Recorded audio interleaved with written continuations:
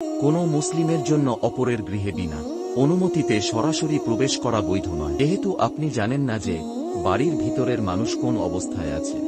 গৃহের ভিতর হয়তো আগোছাল ও অপরিচ্ছন্ন আছে, যা দেখে হয়তো আপনার মনে সেই গৃহ ও গৃহবাসীদের প্রতি ঘৃণার দানা বাঁধবে। হয়তো বা আপনার দৃষ্টি এমন জায়গায় পড়বে যা আপনার জন্য দেখা বৈধ নয়, অথবা গৃহবাসী আপনাকে দেখাতে রাজি নয়, আর তার ফলে তাদের মনেও আপনার প্রতি ঘৃণার অঙ্কুর উদ্গত হবে। এই জন্যই মহান আল্লাহর বিধান হল পরগৃহে প্রবেশের পূর্বে অনুমতি গ্রহণ করা ফরজ এবং বিনা অনুমতিতে পরকীয় গৃহে প্রবেশ করা নিষেধ। মহান আল্লাহ বলেন, হে ঈমানদারগণ, তোমরা নিজেদের গৃহ ব্যতীত অন্য কারো গৃহে গৃহবাসীদের অনুমতি না নিয়ে ও তাদেরকে সালাম না দিয়ে প্রবেশ করো না। এটি তোমাদের জন্য শ্রেয়, যাতে তোমরা সতর্ক হও।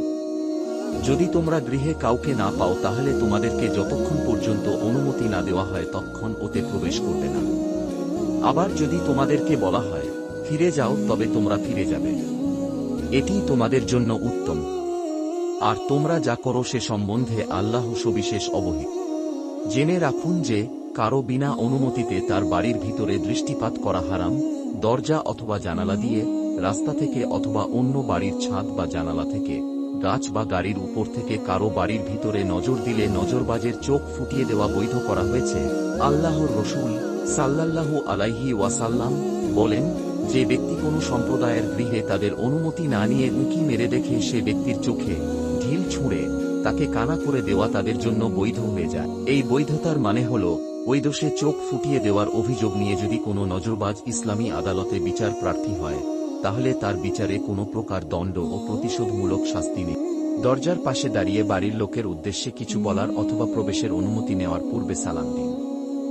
বলুন, আসসালামু আলাইকুম, অমুক কি বাড়িতে আছেন, বা আমি কি ভিতরে আসতে পারি? সালাম ও কথা বলার পর যদি কোনো সাড়া না পান তাহলে 3 বার একই রূপ বলুন। তাতে যদি কোনো সাড়া বা অনুমতি না পান তাহলে সেখান হতে ফিরে যান। খবরদার সে বাড়িতে প্রবেশ করবেন না, যেহেতু আল্লাহর রাসূল সাল্লাল্লাহু আলাইহি ওয়াসাল্লাম বলেন, যখন তোমাদের মধ্যে কেউ 3 বার কারো বাড়ি প্রবেশের অনুমতি নেয় এবং তাকে অনুমতি না দেওয়া হয় তাহলে সে যেন ফিরে যায়। অবশ্য যদি সুনিশ্চিত হন যে বাড়ির লোক আপনার আওয়াজ শুনতে পায়নি, তাহলে সেক্ষেত্রে 3 বারের অধিক ডাকাহাকা করাতে দোষ নেই।